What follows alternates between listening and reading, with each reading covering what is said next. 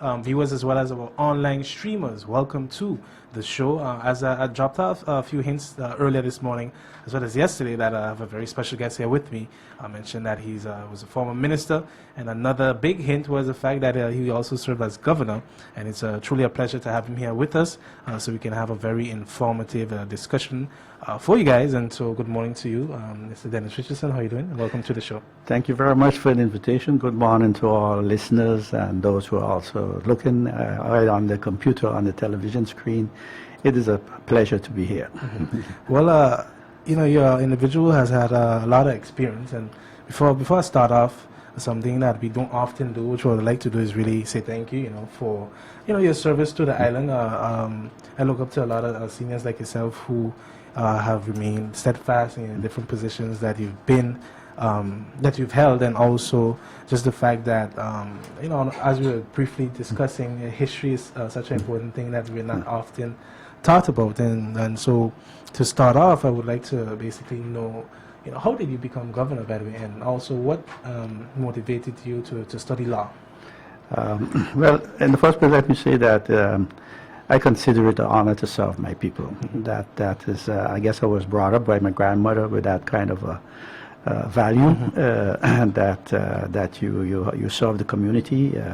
In the day that I was a small kid on the island, you were really raised by the community, by the village, as it were. That doesn't happen these days. You get into big fights if you try and correct anybody's child these days, if you don't get in a fight with the child itself. But in the days that I was growing up, it was different. And I have a feeling that the values were more community-oriented than individual. And don't forget, in the days that I was a small boy on the island, poverty was prevalent as well. I remember going to school and putting carton in my shoes so that the water that doesn't really get in and that when your clothes were warm, you didn't get new ones, they were patched. So it was a different situation altogether. And then you go away with the feeling that you should come back and make a contribution to the improvement of your society. Coming back was difficult. Going wasn't that hard. I liked to study. I used to read a lot. I would recommend all the young kids and growing people today to read as much as possible, and to read as varied as possible. I mean, I've read all kind of books, from let's say recreational books, from like science fiction and detectives and spy stories, to Simone de Beauvoir and stories about Picasso and the artists and all those kind of things. So study hard, read a lot, and increase your knowledge as much as possible. That is where the basis was laid for becoming the governorship, because I was the first kid to be on the Library of St. Martin. And I was one of the first who finished studying the mural in St. Martin, which gave me the possibility to go directly to the Netherlands. And I was called to the office of the governor, Bouchon, in those days, Yapa Bouchon, and he asked me what I wanted to study. And I told him that I would like to study medicine. And he said, but I had two problems. I wanted to study medicine in the United States of America, which my mother wouldn't allow. What was that? It was in the time of the Vietnam War, and what happened was that you would go to the States, they would put you into the army, draft you into the army, and send you to Vietnam. And the second was I didn't have the proper pre-education to go directly to study medicine. And the other aspect was that the governor was of the opinion that St. Martin needed good administrators at that point in time, and requested me to do that, to go and study what was called in those days Gemeenteadministratie 1, local government administration 1. And that is today is kind of a bachelor's degree in public administration. And after thinking about it, I did do that and was sent to the Netherlands, and that's where I started to study local administration 1, local administration 2, which is masters in public administration today, And I did also a master's in information technology at the Erasmus University in Rotterdam. But at the same time, I was working, first as an internship at the different offices in government in the Netherlands, preparing myself to return. When I applied to return at the finish of my studies, there was no place for me on the island in those days. So I continued to work. I in the Netherlands, and I made a career there as well. Became in the end the director of the Bureau for Coordination of the Development of New Towns in the Netherlands. We had to develop about 6-7 new towns, had to build about 10,000 houses in 10 years in each new town. Yeah, and that had to be done comprehensively. So with the infrastructure, with the social services and all the other things, the upgrading of the government administration. So it was as if fate had put me on a trajectory that prepared me to come to St. Martin, because when I was approached to come to St. Martin was in dire need of someone with vast experience and broad experience, because we were under higher supervision, if you remember, in those days. I wasn't born yet, but I heard the story. Yeah, we were under higher supervision, and they needed someone to pull the cart, as it were, of upgrading the government, upgrading government administration, getting laws in place on a broad area as well. Not if it was just a specific area, they could have sufficed with a specialist, but they needed a generalist who was quite capable of leadership skills and so forth. Exactly. So, so like I said, it was just as if that it was prepared for that. And yes, yeah. And Vance James was the person really instrumental in bringing me back after doing some work in Curacao, because Curacao discovered me too in approximately the same period of time, and they were having problems with the implementation of their Manejo Noble, the new policy, as they call it, and somebody recommended that they speak to me in the Netherlands. And later Governor Stanley Bertrand was a commissioner of the Executive Council in those days. He flew all the way to the Netherlands to speak to me and interview me. And he really wanted you. Yeah, and first instance it didn't go well because Stanley is very strict and very punctual. And he had to come from Haarlem to The Hague, where he was staying in the hotel. And that night, suddenly started snowing and hailing and all those kind of things. So in the end, I parked my car and took a train. But as a result, I came about 15, 20 minutes late. And he had already stated that this is typical Caribbean behavior. It's Caribbean. Yes, exactly, no time. So he wasn't impressed in first instance. But that changed in the course of the conversation. Yeah, and I went to Curacao to do first a preliminary investigation as to why no progress was being made, and later, as a condition, he had asked me to write a report, and I said, well, you have reports on everything. I have no intention of writing another report that's going to disappear in somebody's bureau. Exactly, that tends to happen often. So we made an agreement that I would come back as a kind of inspector general every 2 months to find out if progress was made in Curacao with the implementation of the policies that they had developed. And you mentioned that you were basically head of the body that was responsible for building up those new towns. And what I wanted to follow up and ask was basically that also, I would say, was the skills that helped you when during Hurricane Lewis time, because a lot of people have lauded you for the leadership that you have shown during that time. And how was it then? With Lewis? Yeah. I arrived in, I believe it was December 1994, and then it was September 1995. I just began my stint as governor. We were hit by one of the most disastrous hurricanes to ever hit St. Martin in those days. Yeah. But preparation began, in fact, a little earlier, because as a kid I experienced Donna. And Donna was also very destructive. And some of the things that you learn in that period were from your parents and from the elders and so was how to survive a hurricane, what things you had to do to be able to do that.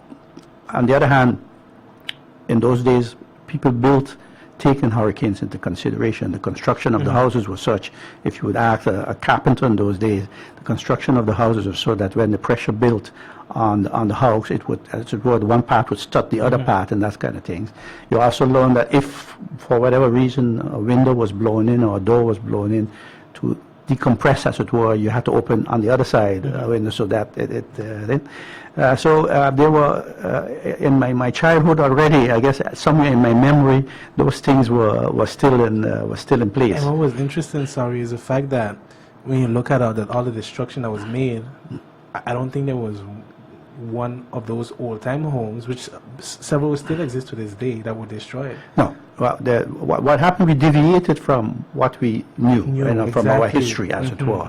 There's a saying that says, if you don't study your history, if you don't learn your history, you're condemned to relive it. That's right. That is what it said. And in this applies in this regard.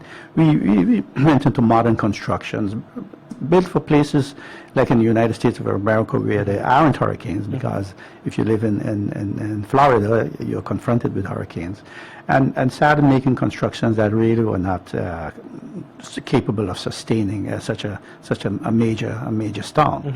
It was officially a Category 4, but there were wind gusts that in the Category 5 area as far as St. Martin was concerned. And the morning that we went into up in St. Peter's into the Ebenezer area, it was as if a bomb had been dropped. The place was flat, and I remember that the officers that I were with, in panic, running, looking for their family because they had feared the worst. And that is where it ties into what I told you about what we learned earlier. Before the hurricane hit, and knowing the possible consequences it could have for St. Martin, we engaged in communication to the population on what to do to protect themselves in the event of that your house is destroyed, how to go to neighbors, don't stand up because then you could become a target of a projectile. If you have to leave your house at such stormy areas, don't stand up because the wind will just take you and fling you. You have to crawl, as it were, to your neighbor to be able to get in, and then you had to get in the house on the other side from where the wind is blowing. Exactly. Those kind of things, because you couldn't open the door from the rear of everybody. And those things, we had conversations on the radio, and I must commend the media for the cooperation that I got as governor in those days.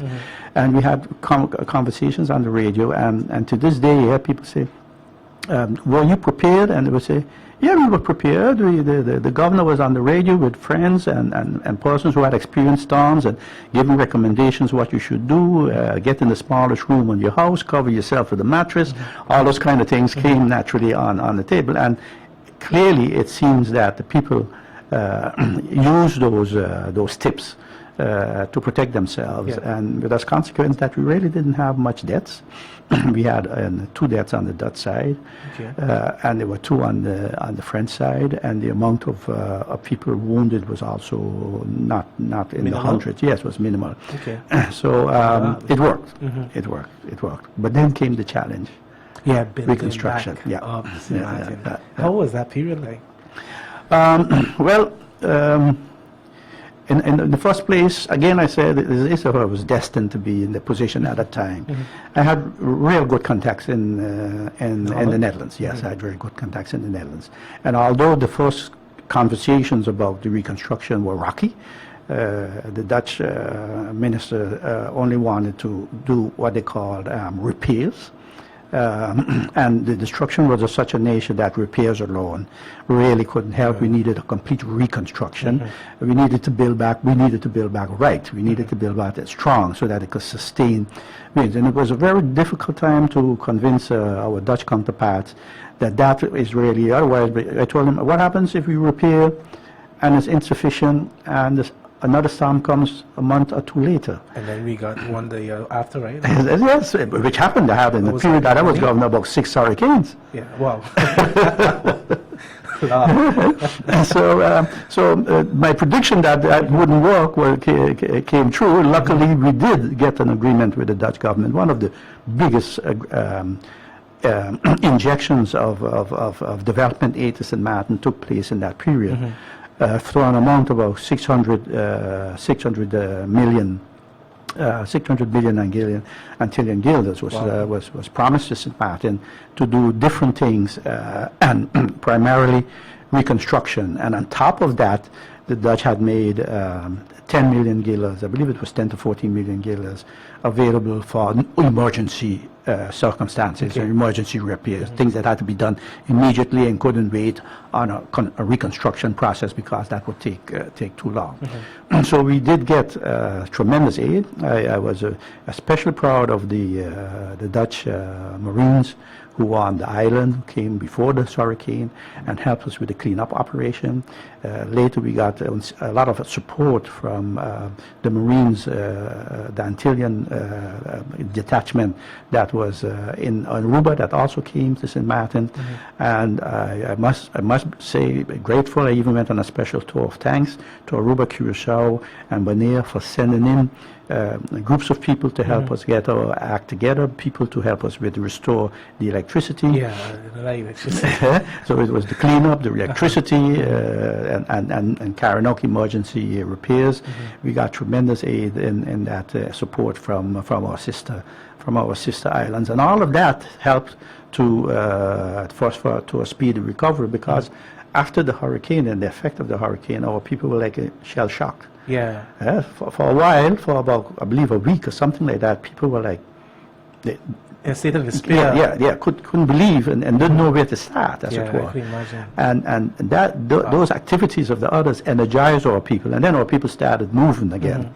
And we learned our lesson, and that is the good part of it. We didn't just go back to doing the same thing again. Or we used the situation to improve a lot. We improved on schools, we improved on housing, we improved on roads, the infrastructure for the pier, the infrastructure for the airport. Telecommunications.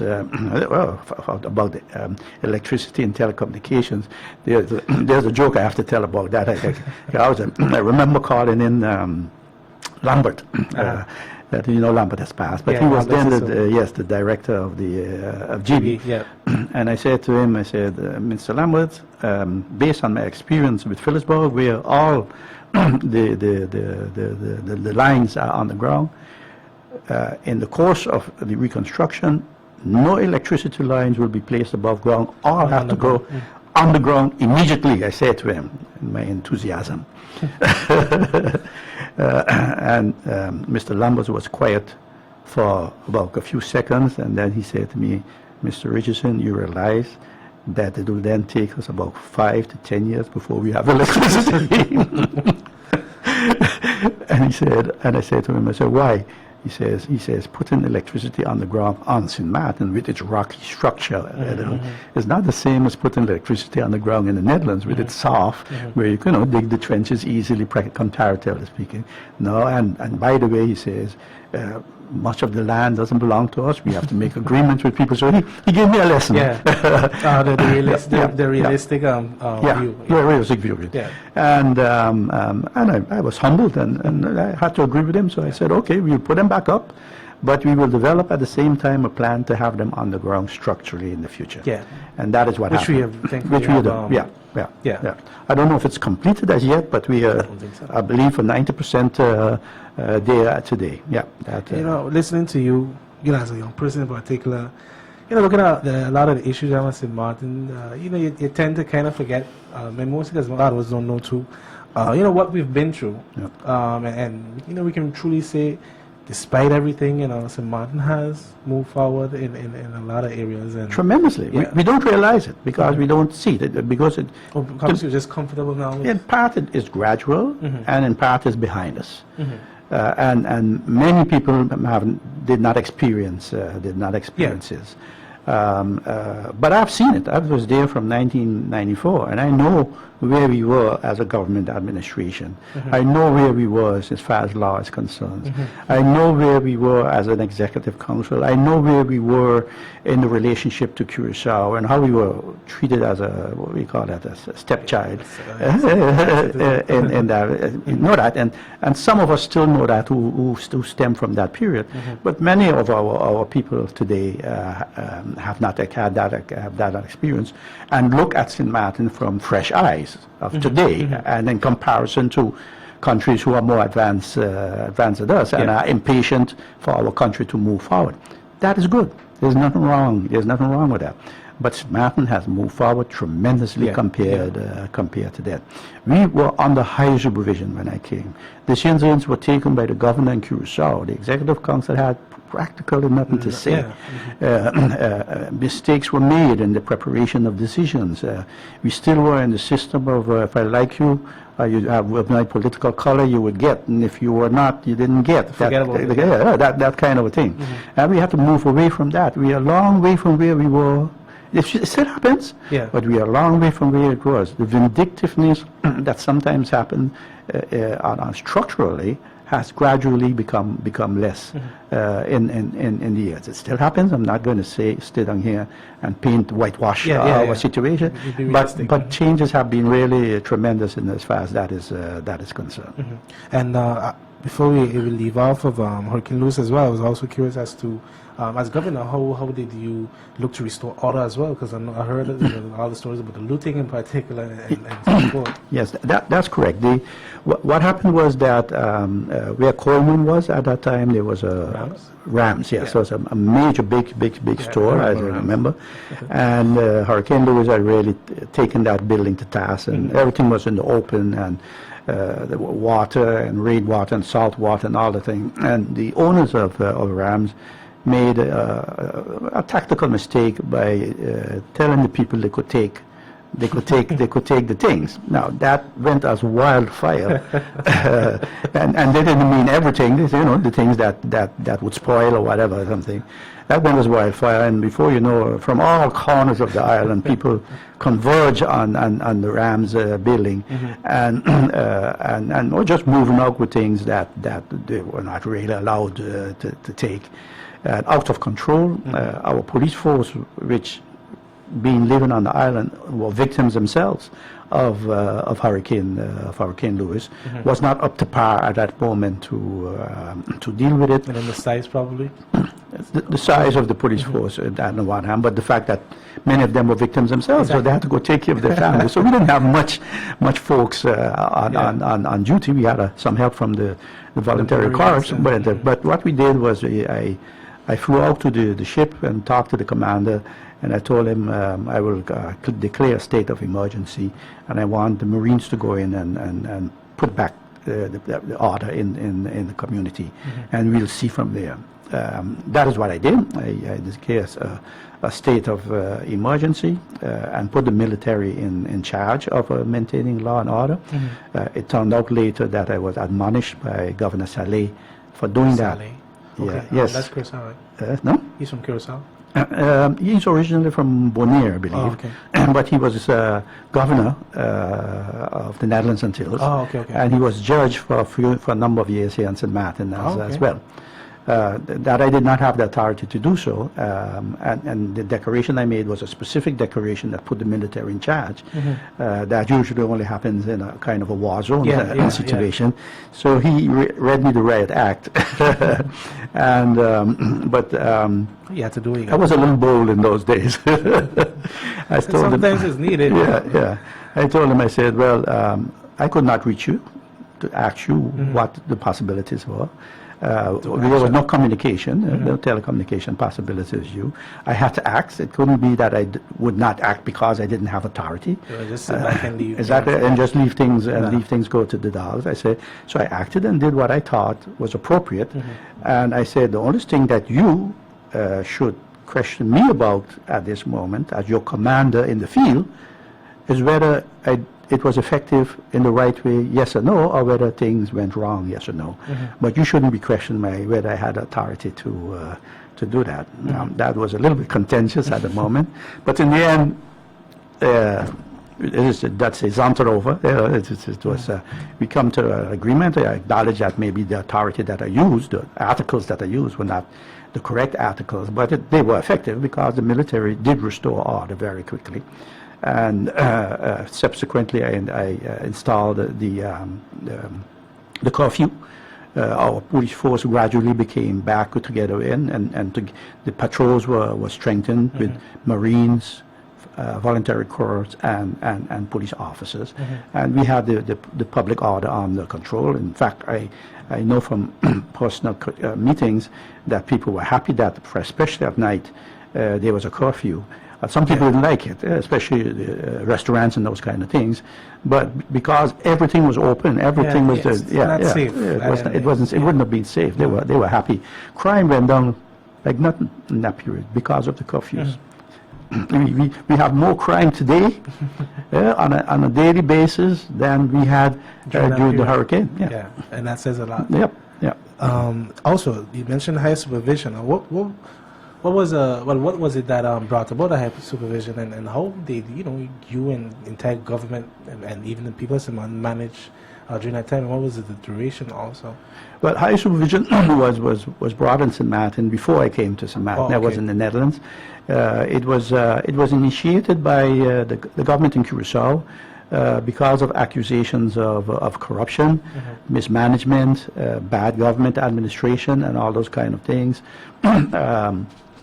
And based on conversation with the Kingdom government, the Dutch government, and the Curacao government of the Netherlands Antilles, not Curacao was island territory, but Netherlands Antilles, it was decided that St. Martin would be put under higher supervision, and that in the course of that higher supervision, a number of conditions had to be fulfilled before higher supervision could be lifted.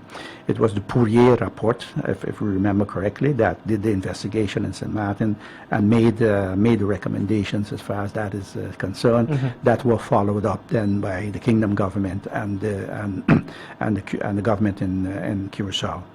And a number of years had passed without much progress. There was an acrimonious situation on the island with the then governor of St. Martin, and I believe that was the reason why I was approached to become the governor of St. Martin. Yeah. Okay, and I've heard the reports, I guess, as to for example, like every single decision that was made had to be taken by what is it, the Kingdom government or the governor in Curacao. Okay. Yeah. All decisions had to be sent up to be double checked by the Governor General in Curacao. We used to call the Governor of the Netherlands Antilles the Governor General. Had to be checked, and if they were not properly prepared, or if they had mistakes in them, or if they were in conflict with the principles of good governance, the governor would not approve it and would send them back. And I can tell you, a lot was sent back. A lot was sent back. But didn't that, I guess, in some ways as well, hampered function of government? And, yes, it did. Martin as well. It did hamper the function of government. On the other hand, we were doing things wrong. So something had to be done. Something had to be done. Yeah. As part of the negotiations coming in as governor, I told them I wanted my own cabinet because they had charged me as governor under those circumstances with carrying out the program for as it were, the upgrading of the St. Martin government. And I told them, well, to be able to do that, I need my own cabinet. It was the first gezaghebber, because we used to call that lieutenant governor in those days, that had a cabinet to help him carry out the program. And even about that, we had battles with the Curacao, with the government of the Netherlands Antilles, because they wanted to decide for me who I should have in my cabinet. And I was like, no, we don't work. Doesn't work that way. I was a manager in the Netherlands for so many years. You're going to tell me what I need to do my job, exactly. and then if they can't function and things go wrong, I'm accountable. Exactly. No, it doesn't work that way. No. If you give me a job and you hold me, you're going to hold me responsible. Then you need to give me the tools that I think I need to be able to carry a job. If it doesn't happen, then you could hold me accountable, and you could get rid of me because I failed. But if you're going to decide for me what is going to happen and what's not, then you can't hold me accountable, and I cannot function that way. Right. So that is what happened in those days. I got my own cabinet, and we started the program. of doing what was necessary, forced from out the cabinet, but increasingly in good cooperation with the civil service apparatus, who got a boost as a result of that. Their position became stronger. They played their role. They could give legal advice without repercussions. Wasn't always accepted in the executive council. I can tell you, I had some battles in defending the organization with their advisors. But if it was wrong, it was wrong. And I told them, and I told them, listen, why we can't take any decisions is because we prepare these things wrong. I said, but if we do it the right way, the decision is ours. And I said, the Governor General is only doing what we should be doing. So if we do it, then the Governor General... They have nobody to say exactly. They have nobody to tell you to do. And so, we move on from that, and, with our constitutional change, to what degree were you involved in that, in the changeover to... Well, my tenure as governor ended in, 2000, as it were, and then the process of constitutional change started up based on the referendum that was held just before the ending of my governorship. The negotiations with the Netherlands, who in first instance didn't see St. Maarten as a country within the kingdom, started. The government appointed me as director of the project for the new status of St. Maarten. So I had the lead based on my experience as governor, based on what I had in the Netherlands. I had the lead in organizing St. Maarten to take on the challenge of the negotiations with the government of the Netherlands and Antilles, together with the other islands, Curaçao, Bonaire, Aruba, Sint Eustatius, and Saba, the negotiations with the Dutch government as well. We put teams together with, and our team was a very, very, very strong team. We had persons like, and I hope those that I do not mention don't get mad at me, but Governor Holiday was an important factor in that team, especially the financial aspect. Joan de Valley-Might, a brilliant lady from St. Maarten roots, St. Maarten, who is now presently the Secretary General of the Audit Chamber. Oh, okay, all right. Yeah. And Reinhard Groeneveld, and we had committees of local prominent persons to advise government on the way forward. The lessons I learned in the Netherlands on what they call inspraak, participation of organizations and the population in preparing policies in government. All of that happened. There were many people who participated in different work groups and to help prepare documents, and we went from one document to the other. But we also negotiated very heavily and very strongly with the Dutch government. In the end, we got to our way. Naturally, we had to make concessions because there was very little confidence from the side of the Dutch politicians, given the history of St. Maarten, that St. Maarten would be able to be able to carry out the process. Even to today, when I was Minister of Justice, I had those battles. Yeah. And actually, what I wanted to ask, given your experience, I know that it entailed quite a number of, I guess, back and forths with the Dutch government. I mean, what would you say were the skills or, I guess, tactics that you used to negotiate and, really advocate for the betterment of St. Maarten? Well, in the first place, you use the Dutch arguments against them. Okay. If I can put it that way, because the Dutch government, is part of the United Nations, and the United Nations have made declarations in the past as to the self-determination, rights of self-determination of the former colonies. Yeah. And if you want me to abide by the law, then you have to set the example, right? That's right. You have to abide by the law as well. That's right. So that was part of the negotiation strategy, to confront the Dutch government with its own obligations towards the colonies. Secondly, we also told them they did not meet their obligations completely towards St. Maarten. They did not help St. Maarten to become self-sufficient. That is true. They let us swim. That is what happened. So you can't hold that against us. No, it was your responsibility as a colonial power to see to it, based on United Nations declarations, that our people got the education, got the means or whatever, to become self-sufficient, and then make a choice as to where they wanted to be as far as their status in the world is concerned, whether the independence, whether whatever. So that was naturally the first phase of the negotiations. Once that battle was won, then came the conditions that the Dutch wanted to set for us to be able to function, because if on the one hand they didn't help us, on the other hand they wanted to set conditions that we had to meet to be able to function as a proper government. Understandably, but what was not really acceptable was that it was set as a condition without any form of assistance. Yeah, there was any form of assistance. Then we started negotiating about the assistance. I mean, if we're going to have a Ministry of Justice on 10-10-10, and we've never had it before. And vast resources are in Curacao. All the resources in Curacao. Exactly. Yeah, sure, you can prove that I can't do it then because I don't have it, but because you didn't take care of what had to happen, and the Curacao, the Antillean government, not the Curacao, but the Antillean government didn't take care of it, then you are obligated to assist us in getting it done. And if you don't want to put that amount of money or resources into it, you have to give us the time to be able to do it. Now, that was the toughest part of the negotiations with Holland. That was the toughest part of the negotiations, because it was, either you help me, and if you don't help me, then you give me the time. You can't just tell me no. Use your own fault against me to deny me my rights. Well, and that's basically what you still see. But on the flip side, something that has kind of bothered me, I guess, or I was thought about, and is the fact that with all the skills and professionals that we've had that has really worked diligently, so, to get to where we're at, why did we drop the ball? I mean, we understand with the whole ship jumping thing and the fall of government, but I think we also bring, I guess, Holland, and we bring the rod of the Dutch. Yeah, we give them arguments to whip us with.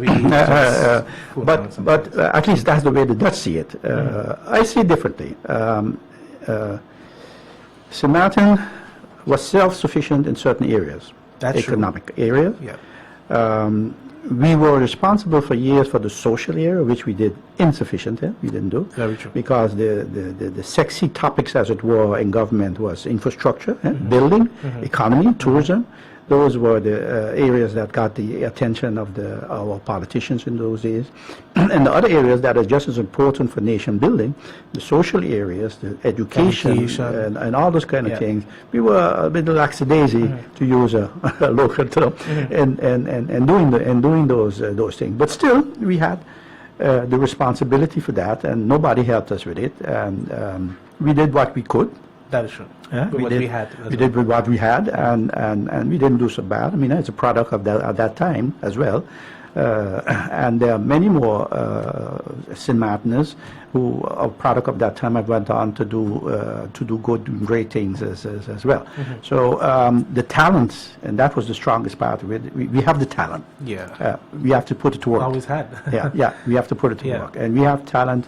A lot of talent in different areas, and that has to do, I think, with the farmer generations who have inspired the younger generation to study, to learn, that kind, to be the best of whatever it is that you're doing, to be the best of it that you could be. That has always inspired us. That is my perception. I don't have no scientific proof, but that is my perception, and that is my experience, at least with my parents and my grandparents. And I think that created a kind of a basis for us to move forward on. But what you cannot expect is that from day one, if I don't have the resources, I'm going to be able to perform as you would want me to perform. You would want me to perform as the Netherlands. And I tell them, I said, but you're a country for 200, 300 years, and you're still imperfect. You still make mistakes. You still have corruption. You still have murders. And you have one of the largest police forces. They have the best prisons. What do you expect from St. Maarten with that little minuscule bag of money that we collect from our population? You can't expect us then to have everything in order from day one. The Dutch responded with saying, yes, but we cannot allow this to go on much longer. Well, okay, let's sit down and then negotiate what kind of a The way period. forward. Yes. Yeah, how are we going to do that? What's the way forward? What are the growth targets? How are you going to assist me? Now, the assistance never came. I remember that That is true. the Financial Information Unit, what we call the MOT, the one that is supposed to to make reports on unusual transactions. All they had when they started was, I believe, 5 or 6 computers, but nobody to use them. Well, wow. As an example, Justice Department, they didn't give us anybody. We had to build it from scratch. And the education we had from the days of the Executive Council, we had an organization, so you could build on that, but there were areas that that were very much lacking. Police force was minimum. It was still based on the St. Martin I knew when I was a kid, in the sense that there were officers, Oma Gente, Uncle, but if there was a problem, officers were flown in from Curacao to take care of it. That couldn't be done anymore in the country, St. Martin. So we have to build our police force from the little bit that we had, and then we never had persons in positions of responsibility for those type of organizations as well. So we had to learn as we go. You know, that, and then it is unreasonable to think that is going to happen in 2 or 3 years, and then threaten us if we don't reach it in the 2 or 3 years with imposing higher supervision or including us in the best and those kind of because there was, in my opinion, there was a political move to prove that we can do it, so that we will become one of the best. Well, until now, I think we've had our problems. We still have our problems, but increasingly we are beginning to prove that we can do it. That we can do it. Yes. All right. And the only thing that really stops us from moving forward even quicker than we are is the limited financial resources that we have. And how was it? About 2 years ago, you were sworn in as Minister of Justice. Yes. What was it like, really, day-to-day affairs as a minister, especially with the portfolio that you had? Well, like I said, there was. We started out in 10 with the Ministry of Justice that didn't have anything. The first minister confronted with that was naturally Minister Duncan. Yeah, and he did his best to build up the organization, to build up a department, to get officers into the police force. He started the program, what they call buitengewoon agent van politie, extraordinary police training, with a low threshold, so that young people of St. Martin could enter the force as an extraordinary police officer, and then with the intention for them to become full-fledged police officers through training and experience. So he did a good job as far as that is concerned. I try to continue and expand that as well. And naturally, the police force lacked all kind of material. And what you're doing is continually battling, as it were, with other departments and with the Ministry of Finance to get money to do things. And sometimes I would do things which are not really 100%. You would say, well, this can't not be done.